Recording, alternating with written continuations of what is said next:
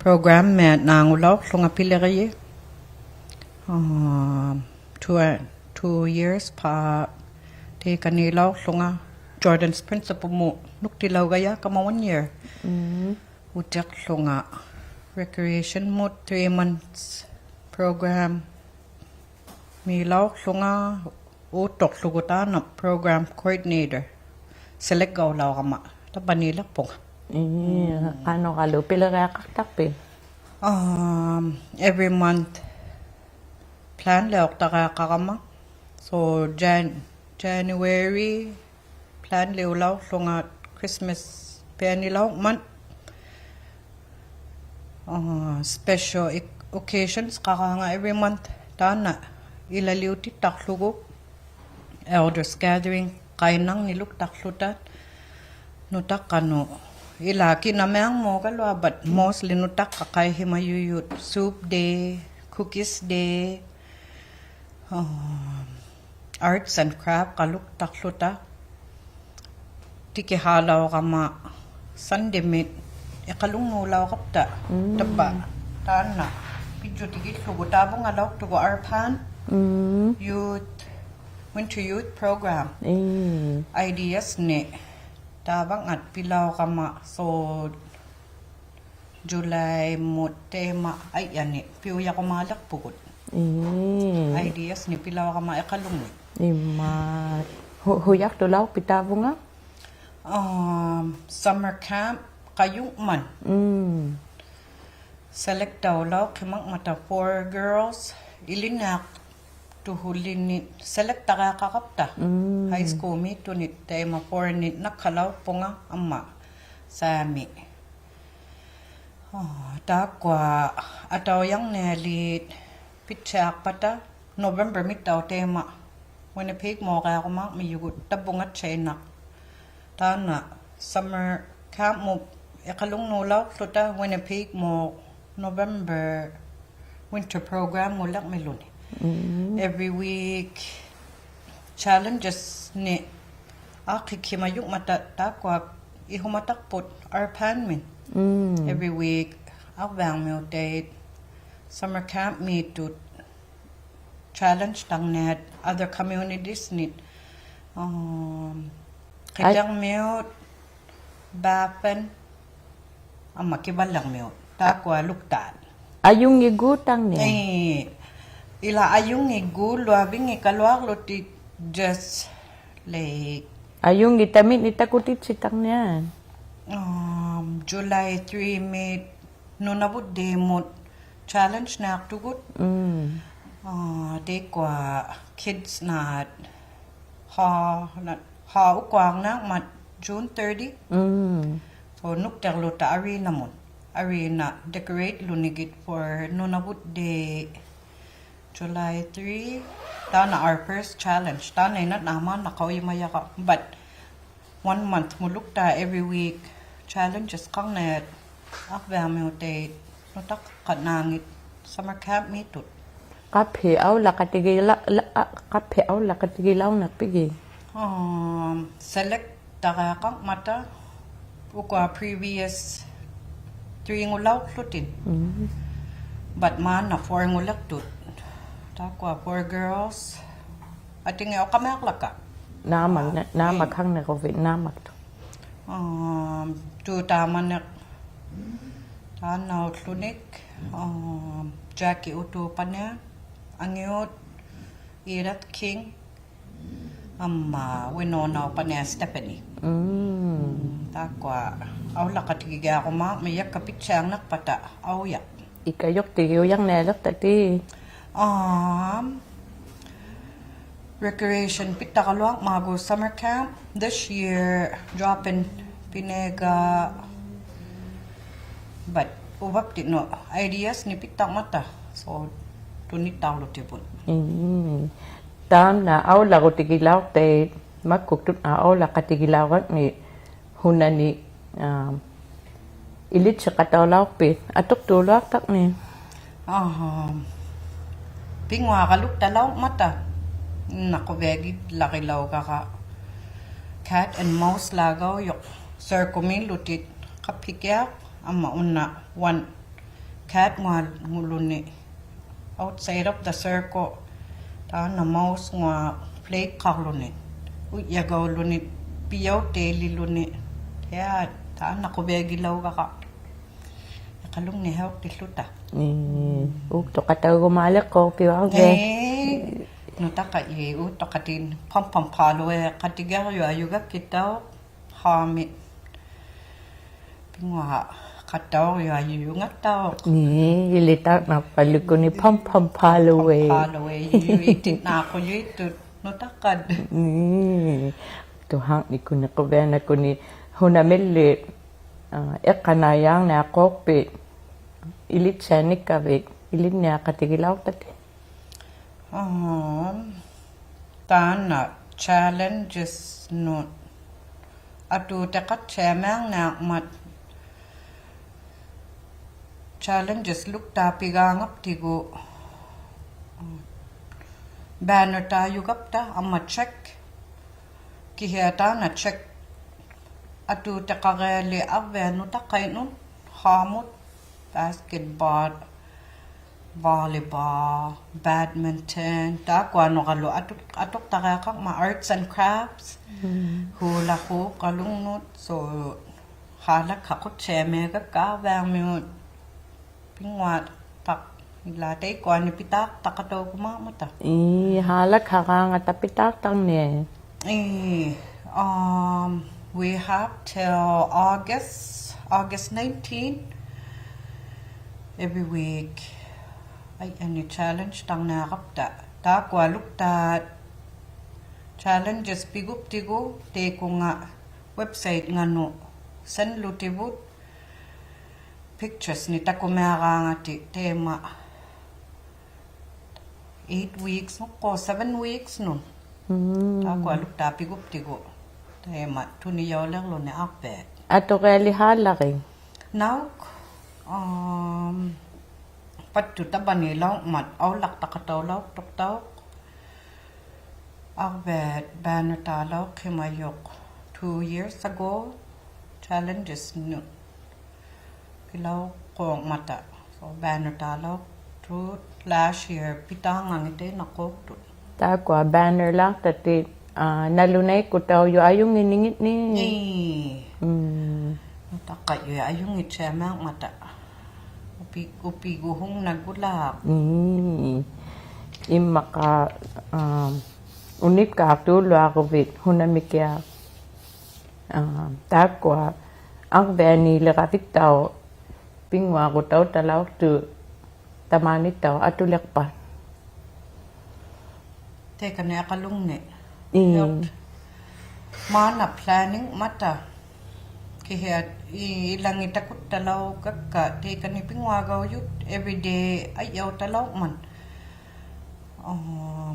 Sunday mitabong alaw luta.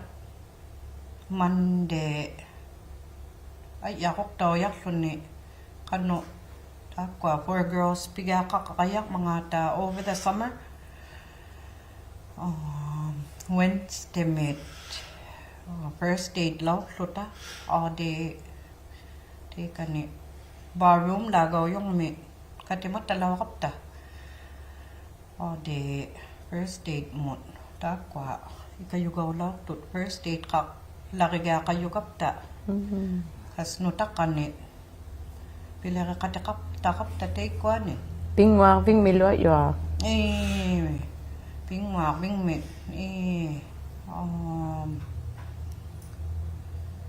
Unno kakkoy naong ito ta na first date atu takang nakman. Hakit to kalungno. Tikit to kayong mat tamaw nga. Udya kilaw ka kata na first date ta kung ano ta atok takakang nakmat. Recreation may pila kayo ni. At nakto kakalupad. Kanuluk ta takutitaw lakap ta. Napigup ta. Kilek. Ugup ta lunit. Ta kwa kalungnit. Kawit titaw lakap tugot. Ima. Takwa aw la katigilaw kan ati ilit sa katawlaw tu tamak kuninga. Ilit chalat chamak tut. Tau tu yak hinak lugit. Ila abik to khimat talaw kapta. Na abwa meu tau lunga ta kwa for ki ha other nunaling nok. Le. Ikayok tigi to kauluta. Katimang imang luta. Takwa pingwa ko hiu talaw tu inuit tau pingwa ko hekaluit ni tau atuk talaw revehi. Tamat kwa hai kek kalu tak matat tau. Inui pingwa ko he. Ta na winter program mulo yang ko atok takto Inuit game. But takong ang ite naktugot taban iti lutat. Kaya last year atulaw to Inuit games no takano takutitaris to takano piga ka mga ta arm pull, high kick. Ma aki kwe gaya kayo gama 1 week ila July mo aki kwe gaya kakama san gaw jumiya yugama hukalung nakangatin ila ni ko kauyin naktangin nama so messenger kwe nakawit takama ta na planning titlugo san gaw law kama Chester me Inuit games na mata so ta na ilaliw takatawlak lugo schedule mo kanaya kataw ni lulak suti tapat kuninga pingwa ka kan nutakat nang nuta na ha kukuy nga ko taw ng kalwa makinamang mo kinaluktak may kahit taktulo at ublo tamat okay hunaw na yak palita kwa atugaw niya to ilangi nuta kanoy nan agong to makakitumayang no hunan ni atuga kakak pa hulirin ako pa plan law ka ma ideas nito pilaw ka ma ekalung ni teka ni kano mea piuya mea yun ng mata te mo bad hair day ka kumak pugot July mid pajama day cookies day kakumak mayok elders gathering awayak ko elders gathering kangata ihwakot na mo katigi yugap tigo so tabo nga katigi kumak nakleak pabut elders gathering ubam no nalugit siya may yugat ko what age bigay yung mga so 55 latamang ma-elder yako matatakwa kahit tamak to galuit takwa pingwa ko taw yakangata aktuno ikayugaw tak naglaka bitaw ikayok tiginak pigitaw takwa aw lakatigilaw tati now takwa aw lakatigilaw ka summer camp nginang mod ilit siya tulaw mata kiha pili kayak kakama program takwa ikayuyuyut ubam ni magayang milo aw yakut summer camp kayuk mat tam na taw o kaw herigayak tulo akpiw tema June 29 pigang net mana drop in ta na wa mago kiha piget liha laring matata kwa naduyak tak mata ubab ti no apek khonglutit July 17 ngoko June 29 pigar lone to July 17 younger group 7 to 10 years old takwa pilaw lotit amma katimayu itu mata age category ngit non 11 to 14 takwa younger ones penik pata till August 19 Pitaw yak takluti ukiungit ni malik takluti mana 7 to 10 years old 1 month piga ko man 3 weeks kalut nang ko tatataritak pa tema register himangin na ko pio hulin no ta kahit drop in mit ay klimak tu luak tu any age from 7 to 14 years old piyulo amak tu huli aw yalukta ukwengang mai cha ukwenga melaw kaptali takwa 2 weeks ilwane pititlugi huli piyo kakwapat form mit pimak pata Ima mai cha ilan iko kawin na yui tu yuk ma ilang itu hang naklang mata takataw na lang naklak po ni register gak tok tamang le drop in mut unno kalukta ukwi nga kaw yame yuyo ko drop in ino kaw ya me yuyo kapi mo karit tu pakalo ima ka ngobago recreation mit till 9 evening ukwi nga yugapta drop in le 12 maka nga ko ukwa yuyo midnight tahat kwa pilokeo ya yuk mata nuta kanu ilin niya tunutaw hunagalong me takunak kokpat what can they look forward to nalu yak to nga ilangan ni kaw ilaw to nga ublo tamat swimming gak tok tang na mata different group ngud taw yak lutit for tabo nga katigilaw kakit so for group ngok kimalutit mikilalik mok taw yak tang na ublo tamat aw ya lukta amma scavenger hunt kalung ni taw akikuilaw mata so nutakat na scavenger hunt titaw takmang miyut mai cha apek ko kan nin ang na ki ubat cha ko no kangalaw kalat ang na kapta ta kwa ay iliw law tati daw tugaw ang na mata no kangalaw ang luta utik kanang na tugot ay yakuti ta kwa ay iliw law tati daw tut ang na kapti ko kawin mako yeme aksonga ay iliw ni kungi sanaw daw tut akalang na kapti ko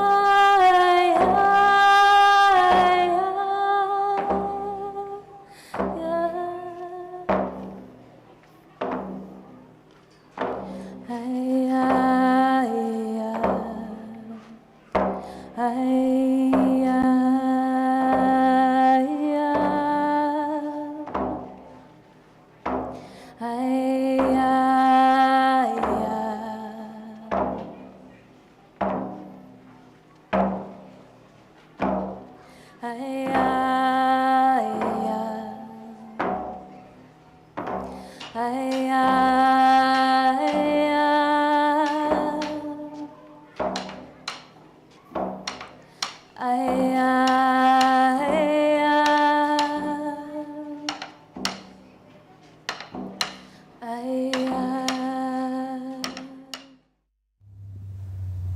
utak himalak migapta at yakut ni tau tulaw ko kapi tak te kwa ay ilulok ilaw tangi shano utak himalak miyugut ang veni pe valeyo ni tau tuktugut ubanga uyaw pek tamani katigiya ka shana usak aga shana aga tamani katigiya ka tuhak bigin niluk tabut update takwa Hamlet kutni pingwa kutaw kaluk takdut tuhak bigina kaptigo apek khulang milagit taw matna pagit takwa ameka katigiyulo kaptigo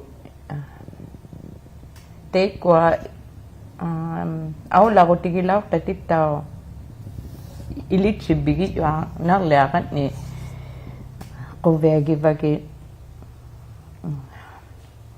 ano makuk tuni nuta kanilo ikayo kataw takluti angayo kang nguyunit daw men kayo tsaka nga nuta kaptin ni kuya liyugap ta nuta kataw ang utakaluk kataw pekataw takumang nalang mataman akimatak pagi Japan meot man napik mago kaya ni partner gin na miyugo kalwa aw yalukta tekan ni pingwa wing mi amatekan ni pingwa titaw tang ni nami me in ang ko ni kwa arena me law lotit indoor sports park ama mikilalik tema o kalaw masana register himanginak panutakay ayong ito huli drop-in center migo tatatirimak tulwak tuhi kinakya nutakan anga tatatiring inak pa huli drop-in center migo tatatiriyo luamak tuhi aperilaw milagit tako apingwa ko hiwakaluk taktu awyak nutak kanoy nan angong inang lang mata ang bang may utaluk tanut tao aki kui valia yumang nang lang miga pitaw imaka Canada de kaluta makwa tao aki kui yugibi tema Canada de nunabut de amma Hamlet days mo aki kimatak taka apek hoktak lugi pilirayi kanami tulwak mga ta ari namit old airstrip ama sports park me pingwang na mata Canada Day mon namit tulwak mga ta pekok tak sugit una one area ami hulwak pat ubungak lenuk dilaw logo Canada Day mon ready himanik tugut burgers and hot dogs kaluya ko mak miyok ikayok tigi mi kapta drop-in mon te kwata kay hima ko mak miyot ikayok kataw luti recreation mi nere video atit sita ko mak na lang miga pitaw hilak kut iga tama ko mak miyot ila igaya ka ko mak vehi pileriye pitaw yak lotit igat ta kaya ko mak miyot time limit ka ko mak man kaya maybe 5 nakalun na kaya pata till 7 pingwa kanak tang nak mata na kaya ni ka ngati time limit ka tamelak tugot amma talimat ni hanatelo kaktit na gulo mumingwa ta ko mak naklak miyo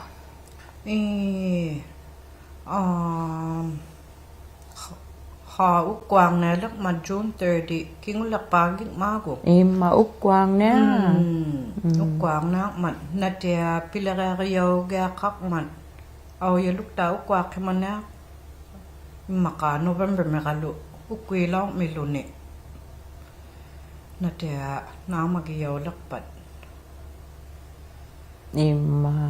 So Canada Day and Nunavut Day arena mit piguma mumingwa kalulakpat. Arena mekse. Ataka na dia hanayaw lang nang man. Ang ganit o hanayaw lang kalwari bo. Ata nit pilarayaw lang tok ukwa pipes ngito akikugaw gakak na mata. Itak tak na ko pio ha nalunay to gayang manalya labo himang imangan tana labo gaw ni lungna mat takwa pingwa ko taw kalungna to makuk to nulo kitumang no auyak temaw yumak mikmata imaka Amerika katakak tulo ako bit. Hunaw lokin ako mga ta. Nunavut Day, takwa ngup matataw. Tema July 1, Canada Day muna, man ublakot. Pigar lo ta parade katayo kapta. Parade ganit pata. Hamlet. Hani katilaw lo ta. Most Canadian outfit. Takwa usual. Piyu yabut. Nunakogotik, Honda, bicycle, pilaw lutit ticket draw luta. 1 mark pat pingwa kaya lang lutit. Elders and adults ngakonik kwa old airstrip tamayang ninikuma.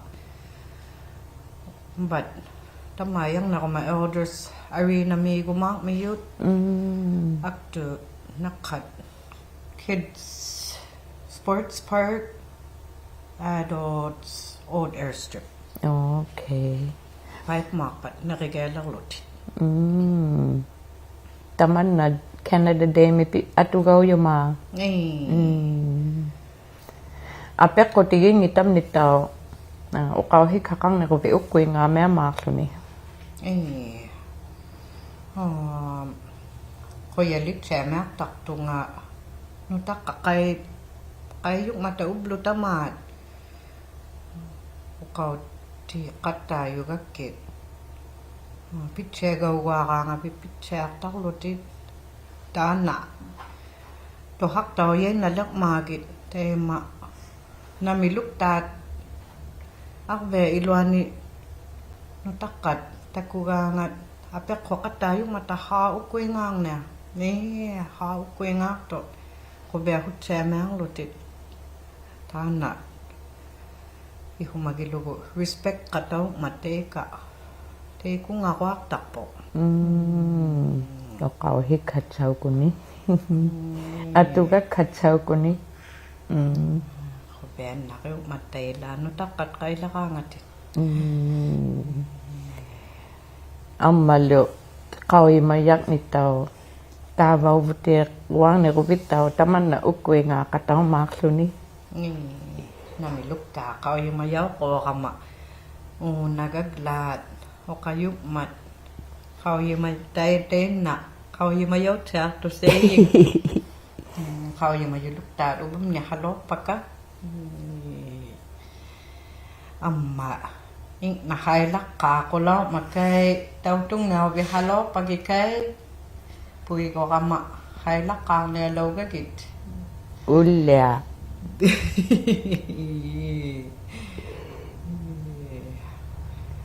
Nahog ila kinalukta mo kalwa at ang ne o kakwangit na ma liu tuto ako malang mutaho hay ngite nakpinga kibala mo talukta tawtung nakpatahalo pagka tu haga kakang ne kupit tao pingwa bing mi piyumi ukwenga sunilu ublo tamau ukwenga yuyugut Sunday right to Saturday kau tama mana ilin na ngilak mata wan maka nga ublukut ukwe yuyugut pila kayi kate kanaya kata yung mata mana tao summer students kakama takwa last year paint go long mat piani kimangi gayak man so takwa painting ga ko mak mi yun utak kining nit halumak ka kataw ka ya me yut programs lutama halumak kayong mata din nataw bouncy castle tema takuyo tang naklak man halumak kagaw tak kakak mataw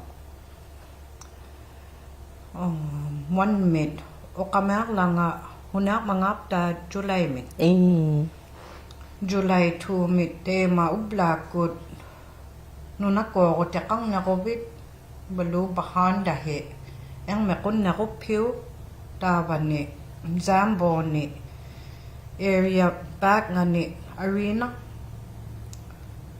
summer students lo kids lo kaya himayut hamut nunako ko ding ne yang me kita ko mat luluk tak tel 5 akikang niya now akikalang ito nunako ko ti yang mekun na ko ni tabo nga mak lotit July 2 July 2 Canada Day benit na to akpat Arino Hilatani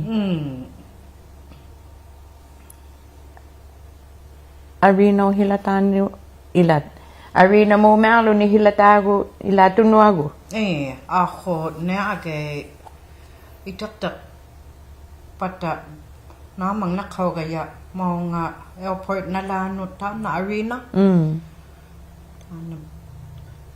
tunuago tunuagok se ma amma pianik pata mo nga kliutilak lotit ni abunak sinuilak milutik katew hivyo nala katew hivyo nala tavo na tunuago kliutak luti July 2 July 2 kape makpa ublakut ako ten makalupigak tulo ako maktugot ni kinamang mo ukuy ngayo Honda truck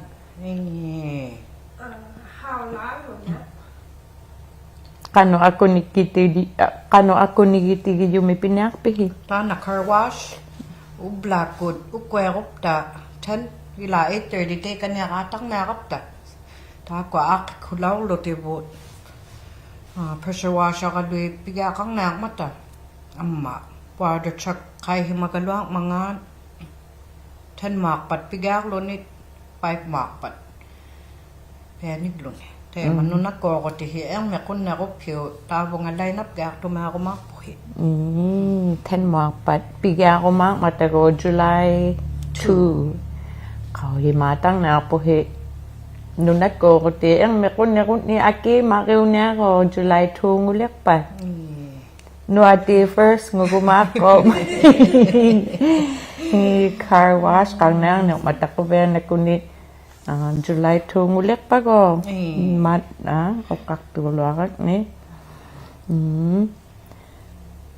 ame kakatikakwang ni kovitaw takwa aw lakatigilaw nati pilirival na lang matataw avik himalutik piliri niya pingwabing mi drop in center kaw herilaw ni ikayok tigyo yang na tigilo ba aw lakatigilaw gati ibi ikayok tigi niya gati nalula ka ngatit ubam nun aperit tamak dun kaya taon na pigak pat June 29 arena mi ublakut 10 o'clock take ko register himayu katilaw lotit nagakak lotit naganik himalak pata takwa for plan liu law mata kano awi ilaw na mga ta kaya ubla tamate kani arena mi katitang net groups ngitnon akikulang lotit takwa taw amihut aw la ko tay tuyok mata ang veni naluga tolo ni swimming gear tolo ni ang veni swimming pool kang man nunamo lo ni kihani up the road swimming gear yuk mata swimming gear yuk mata taman na tuha ko minak yuk upangat tawa ngayo kangol nga tuha ko kaya kama swimming ko vega yaw chama ko manunanutak kanut o kawarin ato lo apyo summer camp lek pata tawong swimming gak tujuk mata playground kamak man taman na okaw herigayan tu luak piu tau tu hakumina yang naklak mata foreign groups kang nak mata ublu tamat naleke swimming gak tok tang net so 5 days a week nguyuk man naleke go extra swimming gak tok tang ne ngukat duit so dakwa register himayo ublu tamat swimming gak tok tang net summer camp bigang dengan ni lukta ya lukta ta bunga lukta ublu me halum makai gak tulaw kap tigo kwa kanus kadwe na makadwang mga takaw ihamak to tibut uto ka baka ihumada ka mauto ka kaklo tibu kwa nutakat pekaktit nagipigayakat imalaw tugut kano imak to tibut for ngut daw yak luta wan kano me bibila yo ikiwa katigili che mega kakap ya nakyong uto ka lauk pi ikiwa kataw lauk to nga banga angyut bibila kasalwa bibila yo wat si chema kamakano mit imang na dihugalo nga swimming na ayum makama ila kaw yumayungaw gadwa ikatugayak kaw yumay gadwa takut taklugo imay nga hikto ya lang mat bibila ikyo katigi kaniliga ka yung bilihat ito yumalik ko kabin ngalung niyang ni ta kwa ako nutakat summer camp mok tak dunah nut ilit sitaw kumalak ko ama ta panitaw to ko tit sinak tulok pe kanui mangan te matapong ako mikilalik mot playground kakmat taw amma barbecue gakto tulak so hitabunga kanus kakaluktok life jackets kamak lunin kaya takwa swimming gaka ngati may nakayaw che may yuk mata imang may tokakpat that's why we have these youth leaders takwa youth leaders may nakitak lutit ama for morning may nakayakak kanak lutit bear patrol kamak lutit igayakak tut counselor kamak lutit ima ko vena yon ne ko manutak kanu look forward piyumina takuyumina tamak ko aloke nutakano aw yaw ne to ani wang naktut yoyup mat hilami na papim ba ne ko suhi ko be nakyo ko ngokalwano takaw yunita kwani every year pila ka ngatit ukiw gaglat kapigate kokta nilaw mata summer camp kuma mangan kautit takluga apute ko tikpat summer camp ga kumakalwang medyo tabpa tiki yo apote kwa apek kokta law ataw ako short summer laki aw yanay tun ako na blink ka ba na nungun na may yutaan na summer camp ukiyo ako yan ulit milo kaya ukiok tao tea kayuhiyo yamang nakapta recreation tigo na mo bikay tu takangatit ti ko nga kay tamak tuloy any age akto galwak pat no takaw galwak pa ukuy ngakto namang na after school ilina be ukuyak pata after school public mo ukuy haktak na kapta so ukyo kaya kataw tamak tulo ako mak mayut ima ko vena ko ni nutakan na ni hulakutit siyang nela mika pitaw matnak pangataw hamlet kutaw matnakataw sugi aw lakit siyo lo matataw tamak ko ni ngakalu nutakat kuveagi ni pitit sitaw yak tak matataw mat nakataw sutitaw Banget tau. Mat nakataw nga apek hulaw kabit. Okaw kakakanang ni Rovid ukuy nga kanigayak tu kal Man na ako kinak po nga patu na lukap cheme yugap ko. Ta na inigilaw kimay yak mago program coordinator tunit. Patu ngilaw pat pilaka kakakayang inama. Man na kimat cheme kakapatu. Tam na ko heriya last week guess ilaw mi yabutaw Jolene Curly mat nalip po nga taw tutulo alaw ka pitak wa taw at iliw lokilaw tak at iliw law takat taw at iliw rin di ko ka tak heta lokilaw manila taw at iliw rin tamalaw po nga taw na nakapitaw tak wa at iliw rin ni kunni taw tulaw miti ko ay takwa at iliw rin nikot naka akbeni mga oyaw pek kani kalwak apek kolak taka Shana aga